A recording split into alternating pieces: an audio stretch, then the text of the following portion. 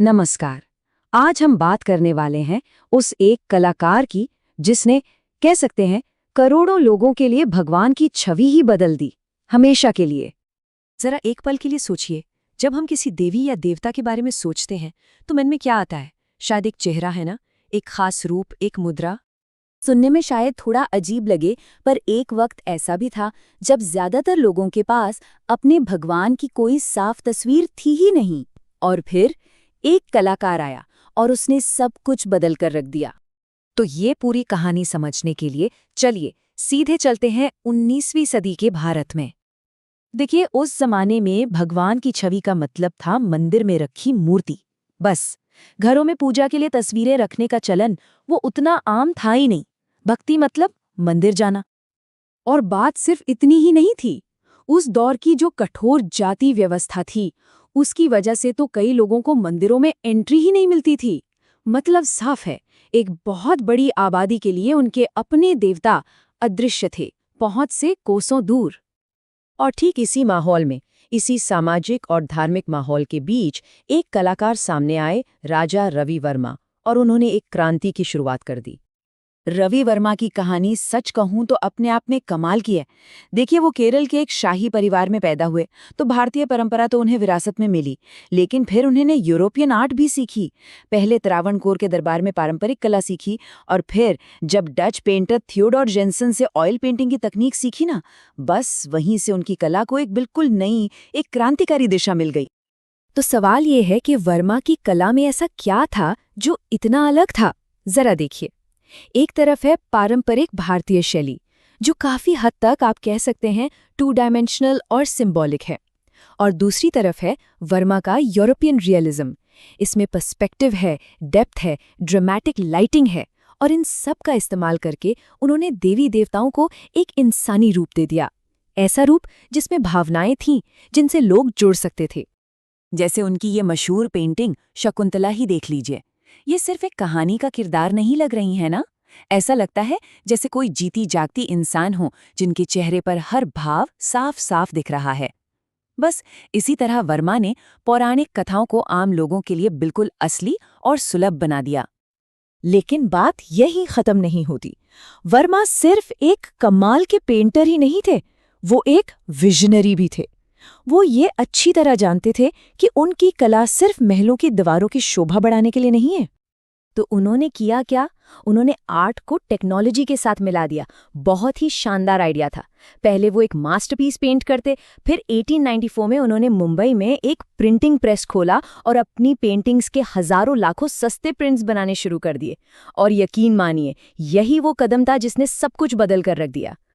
जैसा कि ये सचिन कालुस्कर बताते भी हैं, इन प्रिंट्स का सस्ता होना ही असली गेम चेंजर था। अब सोचिए, कोई भी, चाहे वो किसी भी जाति या वर्ग का हो, अपने घर में देवी लक्ष्मी या सरस्वती की एक खूबसूरत तस्वीर रख सकता था। भक्ति जो थी वो अब मंदिरों की सीमाओं से निकलकर हर घर के पूजा घर तक पहुंच चुकी थी। और वर्मा का असर सिर्फ पेंटिंग्स या कैलेंडरों तक नहीं रुका, ये तो भारत के एक बिल्कुल नए आर्ट फॉर्म यानी सिनेमा की आत्मा में जाकर बस गया। और ये कनेक्शन तो वाकई कमाल का है। जिन्हें हम फादर ऑफ इंडियन सिनेमा के नाम से जानते हैं, दादा साहेब फाल्के, उन्होंने वर्मा के ही प्रिंटिंग प्रेस में काम किया था। कहते हैं कि वर्मा ने न सिर्फ उन्हें एनकरेज किया, बल्कि शायद उनकी आर्थिक मदद भी की थी। और ये असर सिर्फ इंस्पिरेशन तक ही नहीं था, ये तो एक पूरा का पूरा विजुअल टेम्पलेट बन गया। इन दो तस्वीरों को जरा गौर से देखिए। एक तरफ है 1977 की क्लासिक फिल्म भूमिका से स्मिता पाटिल, और दूसरी तरफ वर्मा की पेंटिंग वसंत सेना। पोस्चर, कपड़ों का स्टाइल, चेहरे का भाव, सब कुछ देखिए। समानताएं सच में हैरान कर देती है ना? ये कहना गलत नहीं होगा कि वर्मा की बनाई महिलाओं की छवि ही आने वाले कई दशकों तक भारतीय सिनेमा का एक तरह से ब्लूप्रिंट बन गई। लेकिन जैसा कि होता है, हर बड़ी क्रांति का विरोध भी होता है, और राजा रवि वर्मा का सफर भी विवादों से अछूता नहीं रहा।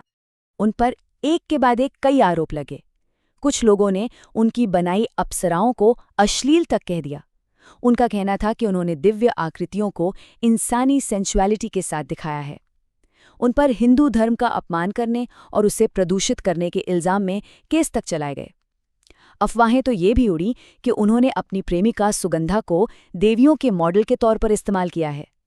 इतना ही नहीं, बंगाल स्कूल ऑफ आर्ट के जो राष्ट्रवादी कलाकार थे, उन्होंने तो वर्मा की पश्चिमी शैली को भारतीय कला के लिए एक खतरा तक बता दिया। लेकिन सिक्के का दूसरा पहलू भी था, एक नजरिया और भी था। कई लोग वर्मा के काम को औपनिवेशिक असर और दूसरी विचारधाराओं के खिलाफ सनातन धर्म का एक मजबूत कवच मान रहे थे। उन्हें लगा कि वर्मा असल में हिंदू पहचान को फिर से मजबूती दे रहे हैं। खैर, इन तमाम विवादों के बावजूद एक बात तो पक्की है, वर्मा की विरासत आज भी उतनी ही मजबूत है। और इसका सबसे बड़ा सबूत मिला 1904 में। तब ब्रिटिश सरकार ने उन्हें कैसर-ए-हिंद के खिताब से नवाजा, जो उस समय का सबसे बड़ा सिविलियन ऑनर था। इस सम्मान ने हर आलोचना के बावजूद उनके कद को और भी बड़ा बना दिया। आज भी सोचिए, जब हम देवी सरस्वती या लक्ष्मी के बारे में सोचते हैं तो ज्यादातर हमारे मन में वही छवि आती है जिसे कवि वर्मा ने अपने कैनवस पर उतारा था। उनकी कला हमारे पूजा घरों का एक अटूट, एक अभिन्न हिस्सा बन चुकी है। तो राजा रवि वर्मा ने सिर्फ खूबसूरत पेंटिंग्स ही नहीं बनाई, असल में उन्होंने देवी देवताओं को एक चेहरा दिया, एक ऐसा चेहरा जिसे पूरा देश पहचान सका, जिससे एक निजी रिश्ता बना सका और जिसे प्यार कर सका। और ये सब हमें एक बहुत दिलचस्प सवाल पर लाकर खड़ा कर देता है।